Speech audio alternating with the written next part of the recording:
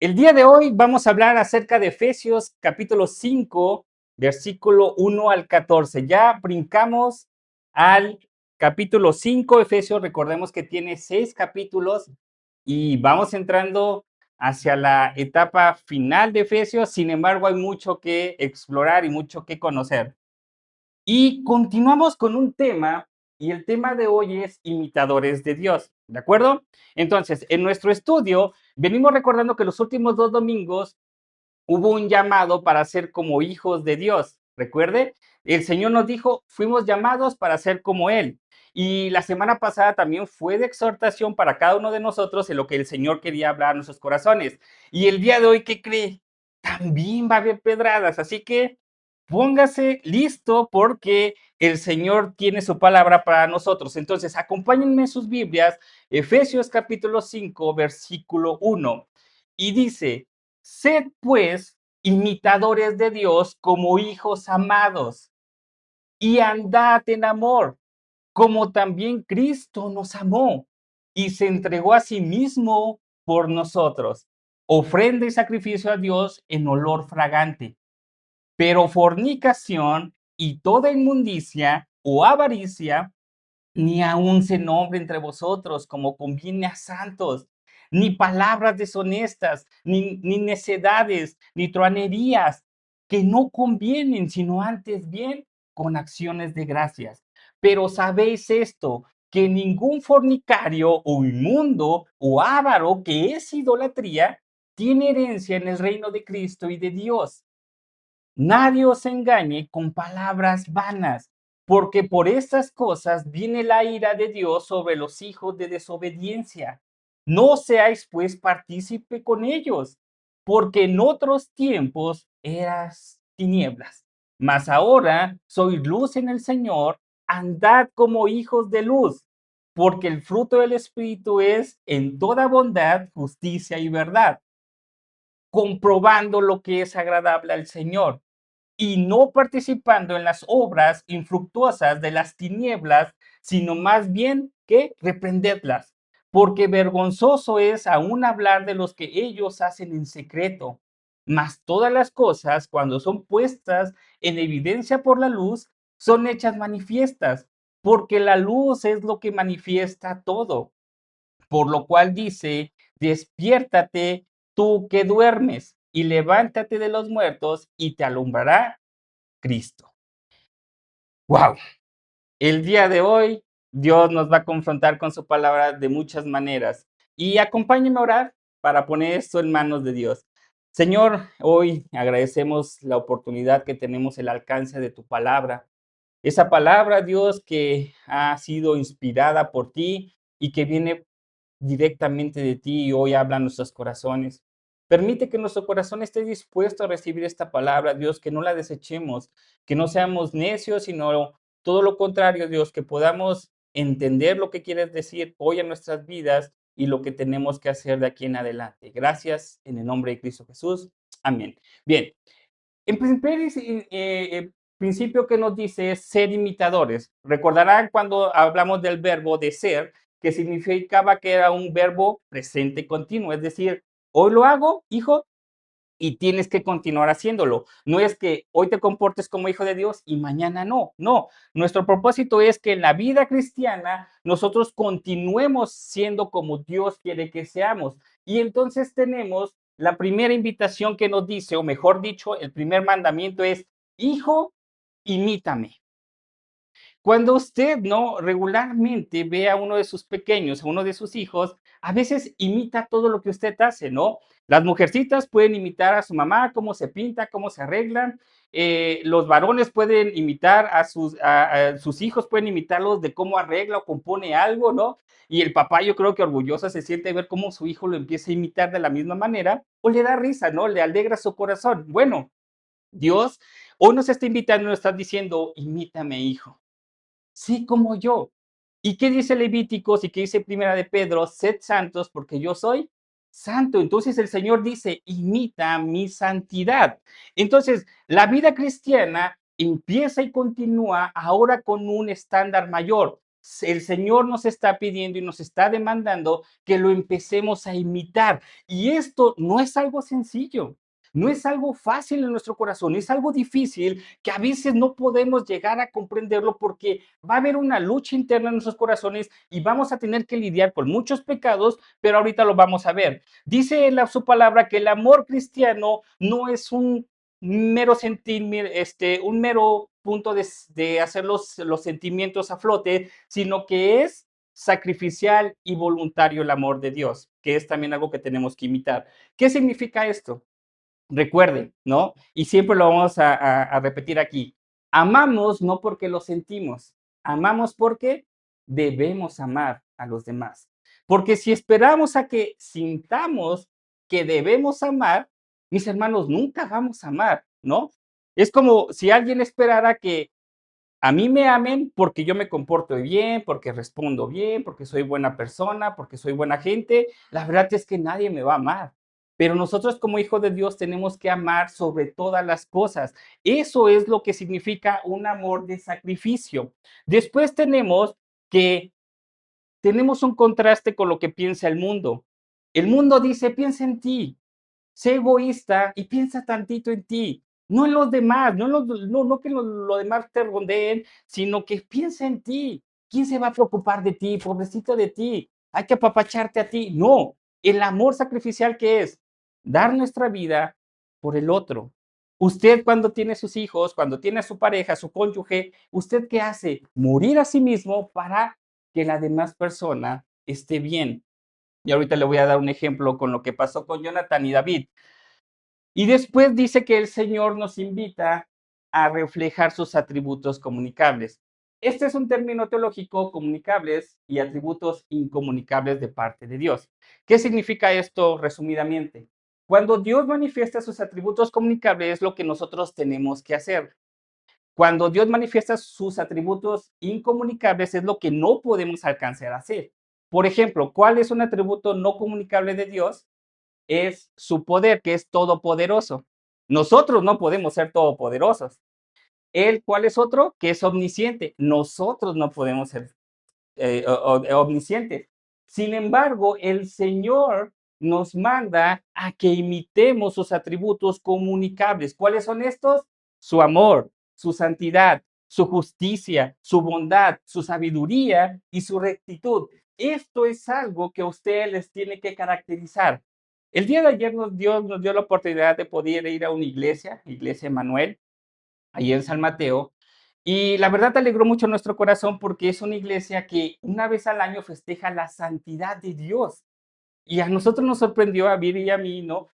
Nos sorprendió porque, digo, Caleb por la enfermedad no nos pudo acompañar, pero nos sorprendió cómo una iglesia una vez al año festeja la santidad de Dios. Y yo les decía, bueno, si hoy les pregunto, ¿qué características tiene que tener una persona santa? O si ustedes me dijeran, señálenme una persona que es santa, señálenla. ¿A quién señalarían? ¿A quién podrá decir, ah, bueno, esa persona creo que sí es santa, Alex? O sea, veo su comportamiento, veo cómo se expresa, veo cómo habla, veo cómo su trato a los demás y es una persona santa. Bueno, ¿saben qué? Eso es lo que deberían de estar hablando de nosotros. Y si alguien no reconoce a nosotros como hijos de Dios que somos santos, es porque algo está mal.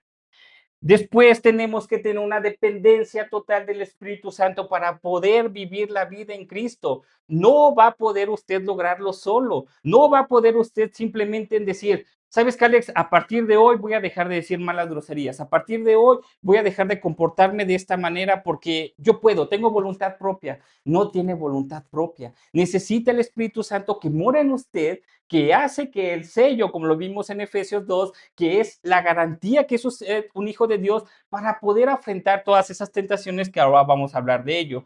Pero le dejo el caso de David y Jonatán, que nos refleja en la Biblia para nosotros entender un poco lo que es el amor sacrificial. Después de que David, ¿no? Es llamado, después de que vence a Goliat, después de que vence a los fariseos, entra el celo por parte de Saúl. ¿Y Saúl qué hacía? Procurar matar a David. Y Jonatán, su hijo, su primogénito, que por herencia y por punto de que le correspondía el trono, era el siguiente él en trono, no David. Entonces pregunta, ¿no?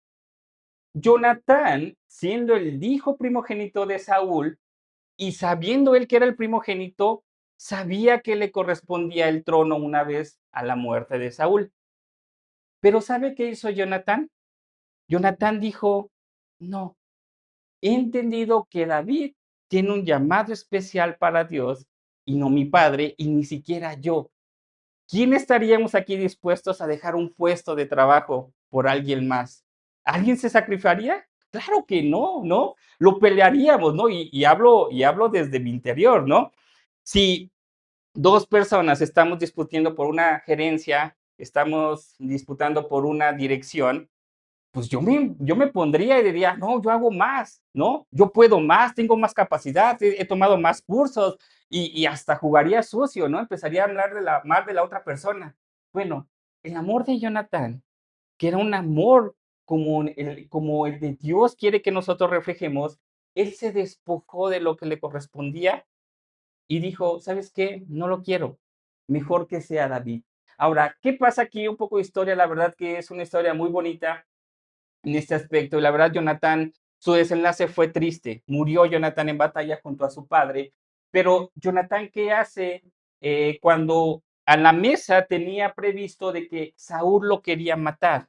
¿De acuerdo? Saúl lo quería matar a David, estaba haciendo un plan para poderlo matar y Saúl, ¿qué hace?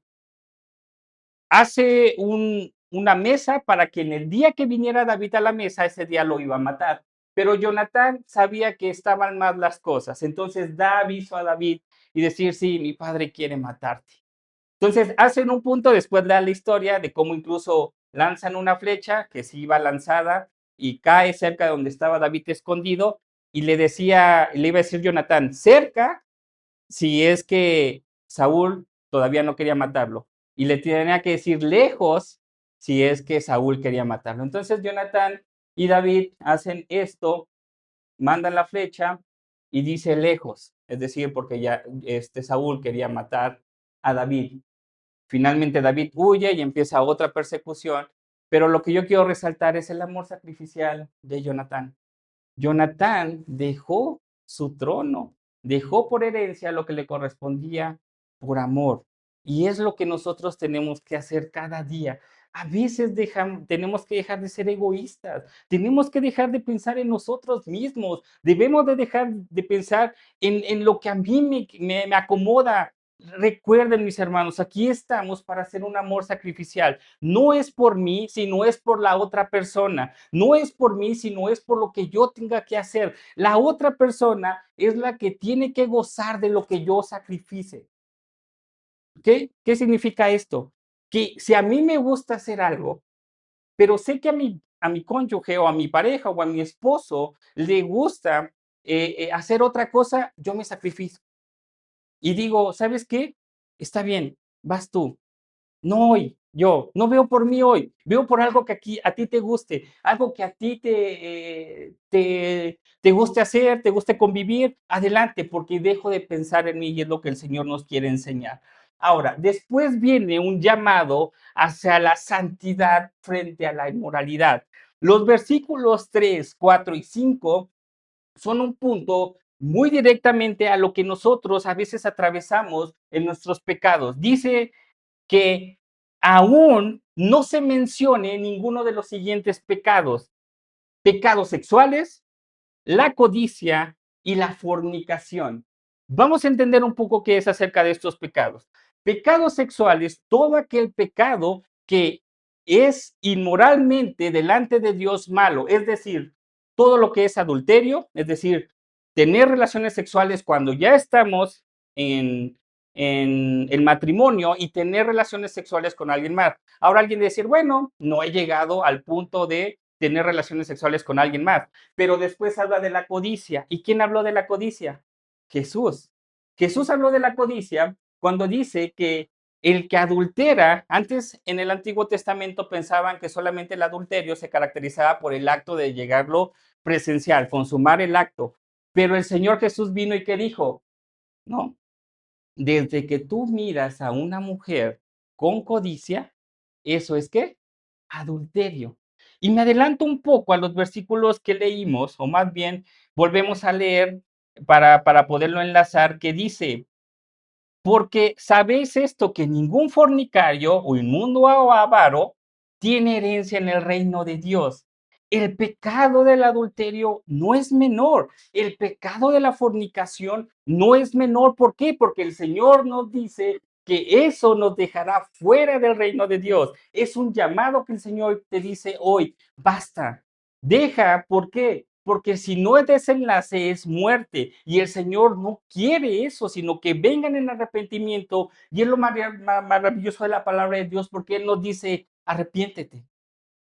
Y alguien me podrá decir, Alex, batallo, lucho, me cuesta mucho trabajo.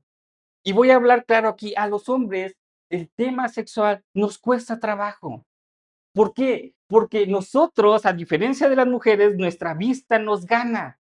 Nuestra vista a veces nos hace codiciar y ser egoístas pensando en nosotros mismos y no pensando en nuestra esposa, no pensando en nuestros hijos, en nuestra familia, y tenemos una lucha. Bueno, si tienes una lucha, qué bueno, Dios te está llamando. Dios nos está llamando. Pero si has dejado de luchar, cuidado, es porque te estás empezando a alejar de los mandamientos de Dios. Ahora, en la lucha, si Alex, diario lucho, ¿no? Y diario me derrotan, eso también no está bien. No significa con que luchemos, porque todo empieza pensando en nosotros.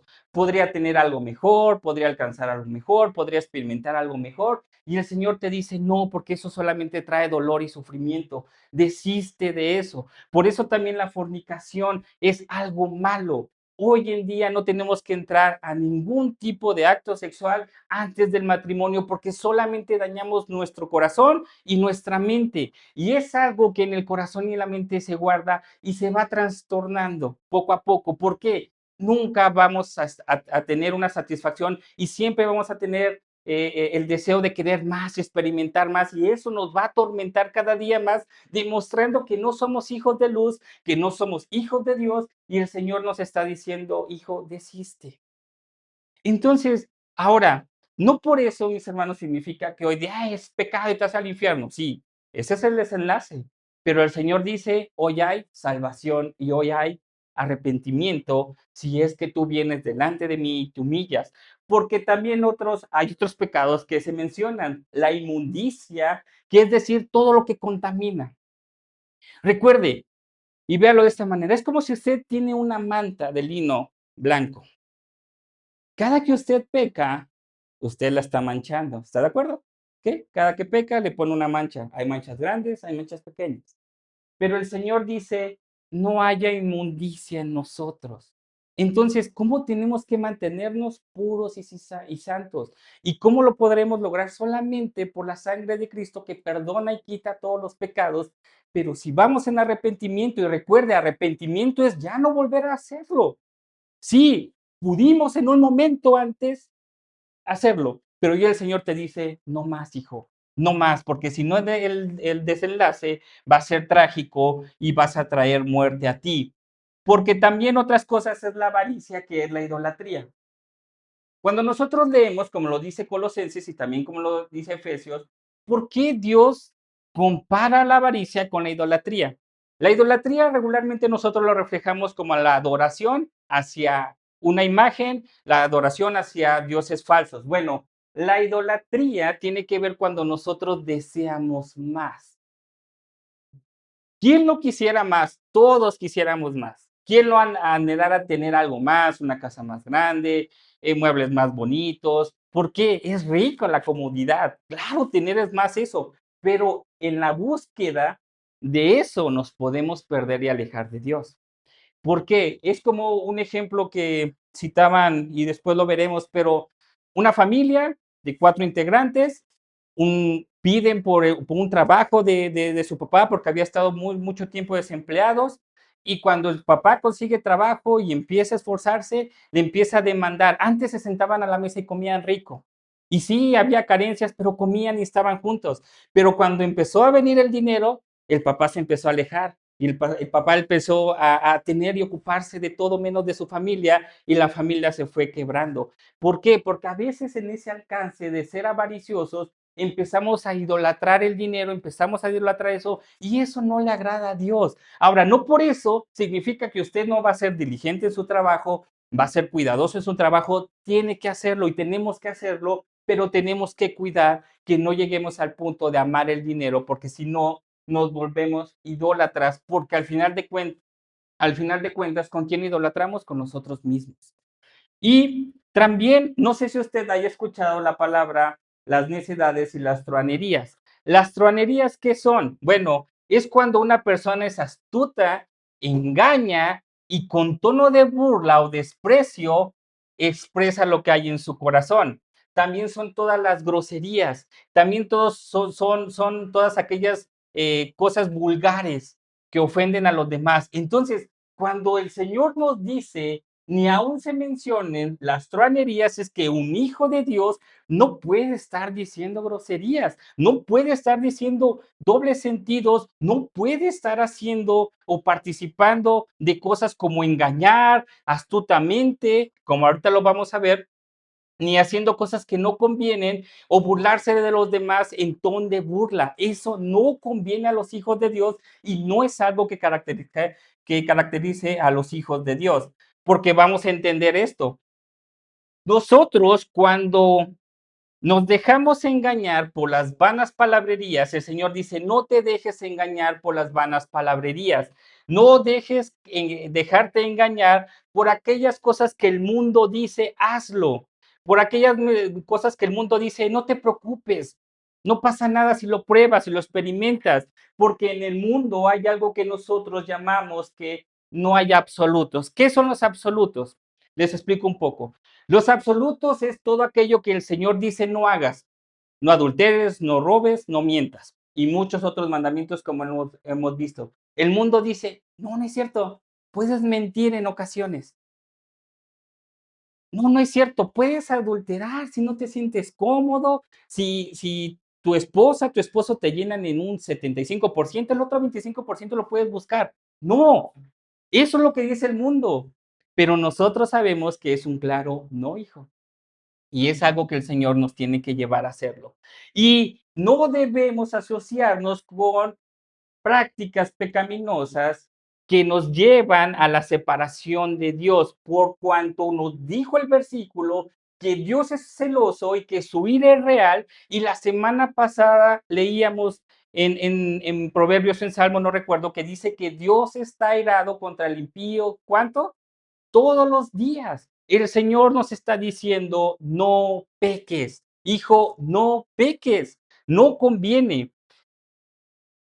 Les prometo que ya voy a cambiar de historia de Amor y Tamar. Recuerden que hemos estado estudiando sobre el tema de Absalón, de Aitofel, que vimos la semana pasada, que se suicidó.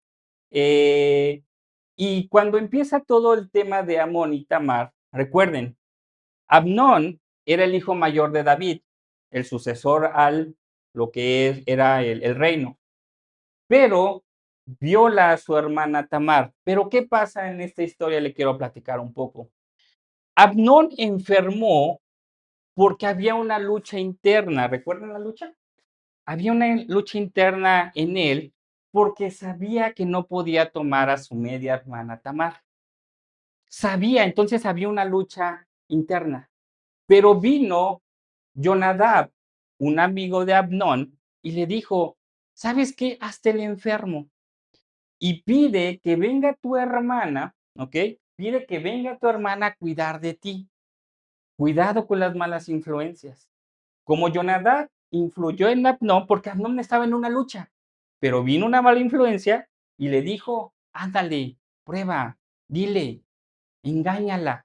Entonces, Abnón se hace el enfermo y dice que venga mi hermana y pide a su padre David que venga su hermana Tamar a tener cuidado de ellos. Y a través de ese engaño, siendo Tamar una virgen, siendo que estaba cometiendo a punto de cometerse un pecado que era que el incesto, que era algo que el Señor ya les había dicho que estaba mal.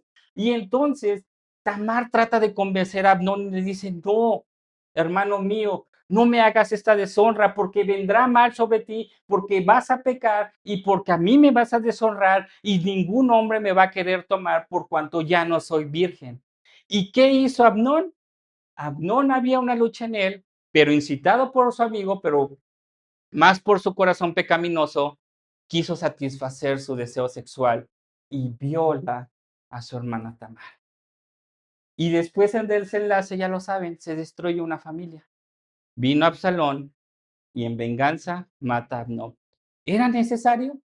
No, no era necesario. Por eso el Señor dijo, no, hijos, no peques, porque desenlace, tú no sabes qué va a pasar más adelante. Sí, al principio Abnón satisfizo sus deseos sexuales, pero al final del día, ¿sabe qué hizo una vez que cometió el pecado? Desechó a Tamar como cualquier persona, la repudió, le dio hasta asco y dijo, lárgate, en palabras más coloquiales, parafraseando, lárgate de mi habitación, y la corrió y la sacó a la fuerza. ¿Por qué? Porque sabía que había hecho mal, pero ¿qué? El deseo de en ese momento nubló su corazón, nubló, y es lo que a veces pasa con nosotros cuando luchamos con el pecado. En principio decimos, sí, va a ser bastante bueno, sí, va a estar bien, sí, adelante, ¿no? Sí, es algo que está bien, ¿no? Lo quiero hacer, porque a veces viene ese deseo en nuestro corazón cuando sabemos que está mal. Y una vez que lo cometamos, y una vez que he cometido el pecado, a veces hay remordimiento. A veces hay un punto de, híjoles, no lo hubiera hecho, pero bueno, continúo, ya ni modo, ya. Y eso trae consecuencias. Por eso el Señor dice, no te dejes engañar por vanas palabrerías. No es porque todo el mundo lo hace, tú también lo tienes que hacer. No, Dios por eso llamó a un pueblo santo. Santos seréis, los demás pueden y hagan lo que quieran. Nosotros no, como hijos de Dios. ¿Ubica a Michael Jordan? Wow, Michael Jordan, el mejor basquetbolista del mundo, ¿cierto? No, si no le tocó en la época a los millennials, nos tocó un poco más, ¿no? Pero Michael Jordan, 6 veces campeón de la NBA, 6 veces MVP de las finales de la NBA, 5 veces MVP de toda la NBA, 10 veces máximo anotador y un sinfín de logros, ¿no? Incluso logró 2 medallas de oro en el 84 y 92, en el 92 el Dream Team, ¿no? No sé si lo recordará, pero bueno. Si vemos a Michael Jordan como figura, podemos aplaudir y decir cuánto ha logrado. Incluso no sé si usted sepa, pero Michael Jordan gana al año 30 millones de dólares anuales por Nike, por la marca Nike, con sus tenis, ¿no? ¿Quién no ha usado? ¿Quién no ha querido unos tenis Jordan? 30 millones de dólares al año. ¿Qué haríamos con esa cantidad, no?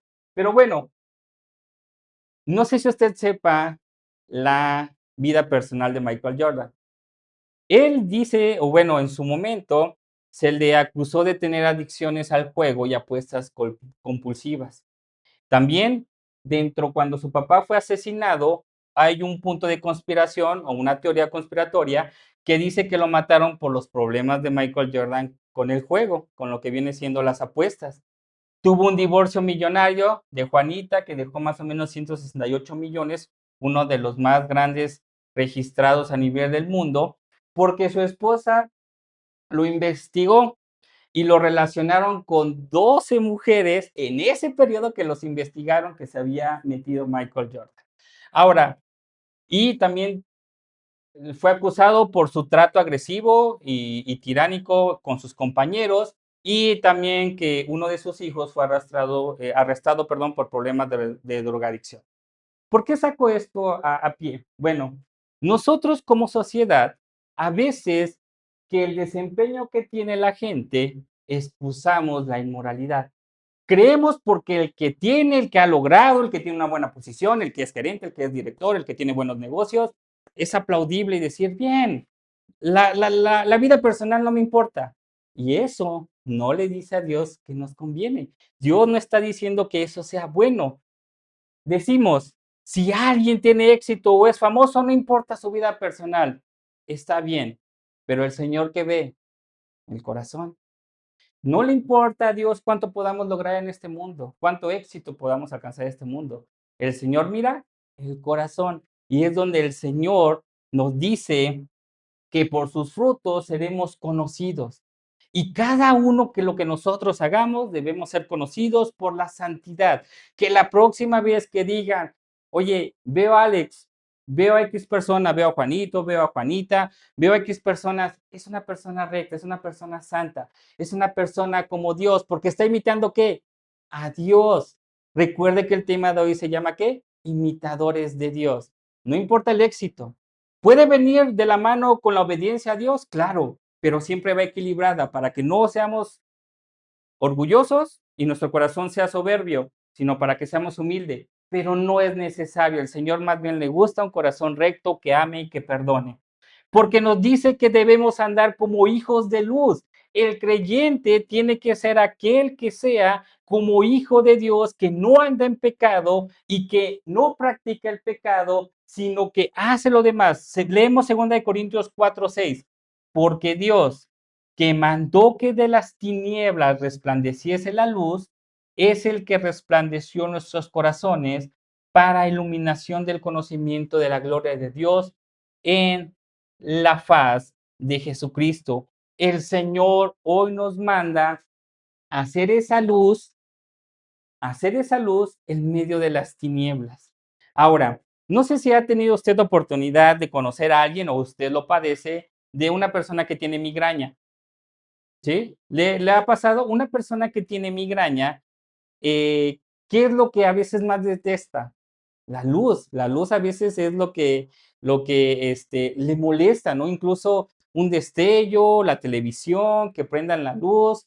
Y de igual manera, como hijos de Dios, siendo un luz, ¿a quién cree que vamos a detestar? A la oscuridad, a las tinieblas, a los demás, y los vamos a incomodar, ¿no? Los demás podrán decir: "Ah, ven, di, véngate, no te dejes, contesta, contesta de la misma manera que te hicieron contra ti". Y nosotros decimos: "No, yo decido perdonar, amar, tratar bien, frenarme, no cometer pecado". Y eso, ¿qué cree? Molesta, incomoda a los demás. Le voy a decir un tip: no se preocupe. Jesús dijo: "Te van a perseguir, te van a señalar, se van a burlar de ti, así como se burlaron de mí. No te preocupes, tú sigue fiel y mantente en eso. No importa lo que suceda alrededor, no importa si todo el mundo hace, deshace, si todo el mundo sí lo practica o no lo practica, pero nosotros, dice su palabra, que no, porque tenemos que buscar el agradar a Dios, que es la obediencia a su palabra. Busque eso cada día de sus vidas para que sea algo que esté en su corazón y lo pueda llevar a cabo. Debemos andar como hijos de luz. Vea lo que dice Thomas Brooks. Dice, Satanás promete lo mejor, pero paga con lo peor. Promete honor y paga con desgracia. Promete placer y paga con dolor. Promete ganancias y paga con pérdidas. Promete vida y paga con qué? Con muerte. El pecado no es algo sencillo, el pecado no es algo, como lo hemos visto, pequeño. El pecado trae destrucción y el Señor hoy nos dice, apártate de ello y empieza a andar como hijos de Dios. Ahora, debemos rechazar las tinieblas del pecado y vivir en luz. Recuerde, sea como este cenote, me imagino, y tengo la mente, ¿no? De un cenote, nunca he tenido oportunidad de ir a uno, pero imagino que en las noches, la oscuridad, ¡pum!, totalmente se cierra porque solamente hay un punto y hay una entrada de luz. Y yo creo que no sabe ver absolutamente nada. No sé, la verdad, cuando vea a una persona en necesidad que no ve, ¿no? Yo le digo, ¿no? Y usted en su diario vivir, como voy mucho en el metro, yo la verdad a veces no me explico cómo una gente que no ve toma el metro. Ya se ha aprendido tanto sus mecánicas y siempre procuro ayudarlas. Pero imagínese totalmente verse en oscuridad, que de repente no pueda ver nada. Y cuando entra la luz, puede alumbrar todo un cenote, puede alumbrar todo esto que había y empezamos a ver las cosas. Cuando viene Cristo a nuestras vidas, ilumina nuestra vida y nos hace ver todo aquello que no está bien, todo aquello que no está bien, está desacomodado, tiene que corregirse, tiene que quitarse. Entonces el Señor tiene que hacer eso en nuestras vidas, de ser de esa manera, porque solamente la cruz, la luz de Cristo, perdón, es quien revela nuestro pecado, pero nos llama ¿a qué? Al arrepentimiento. Nuevamente, sí, el Señor nos confronta, sí, el Señor nos llama a santidad. Y nuevamente le digo, hermanos, si estamos en pecado hoy, el Señor que nos invita, arrepiéntete, porque todo aquel que se arrepiente, hay perdón de pecados. No hay excepción, no hay ningún pecado que el Señor no pueda perdonar, pero siempre y cuando su pueblo, sus hijos vengan delante de Él y se arrepientan. Y arrepentirse es dar un giro de 180 grados, es decir, ya no hacerlo, lo hice en su momento, me equivoqué, fallé al Señor, fallé a mi familia, pero siempre hay perdón de pecados, siempre para aquel que se arrepiente. Y ya para finalizar, y vaya preparando ahí su corazón, porque el último llamado va a ser más fuerte de lo que hemos hablado ahorita, pero ubica a Alejandro el Magno, ¿ok? Un poco de historia. Bueno, no sé si recuerde que Daniel interpretó el sueño de Nabucodonosor, ¿sí? ¿Ok? Bueno, acompáñenme a Daniel capítulo 2, versículo 37 al 39. Cuando Nabucodonosor tiene un sueño, llama a todos sus intérpretes, llama a todo aquel que era letrado, a todo aquel que era, y dice, interprétame mi sueño, y nadie pudo, hasta que Daniel llega a su presencia y le interpreta. Y leemos, tú, oh rey, dice Daniel, tú, oh rey, rey de reyes, porque el Dios del cielo te ha dado reino, poder, fuerza y majestad, y te ha dado el dominio sobre todo, tú eres aquella cabeza de oro. Bueno, pausa. El sueño de Nabucodonosor era que vio una estatua que estaba dividida en cuatro partes. La cabeza que era oro, el pecho que era de plata, esta parte que era de bronce y esta parte que era de hierro con barro. Y dice, y después de ti se levantará otro reino. Entonces, Daniel está diciendo, tú eres la cabeza de oro, Babilonia es la cabeza de oro. Y después de ti se levantará otro inferior al tuyo, que es esta parte que es los griegos.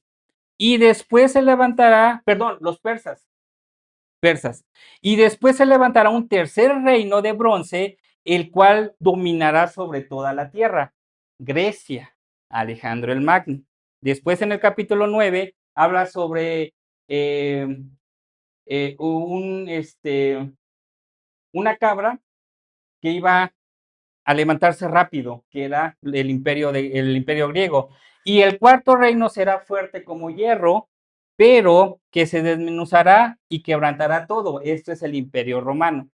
Si vemos un poco de la historia, ¿no? Que después también hablaremos de ello, Babilonia es vencido por los persas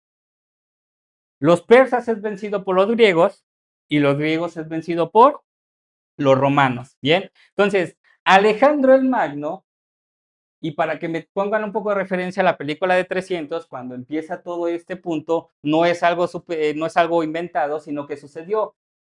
Todos los persas tenían este dominio y van y atacan a Grecia, pero es cuando se levanta Alejandro el Magno, empezó a reinar a la edad de 20 años y a los 30 años ya había conquistado todo lo que vemos en verde, además de la parte de Grecia en Macedonia, ¿ok? Pero bueno, ¿qué hizo Alejandro el Magno?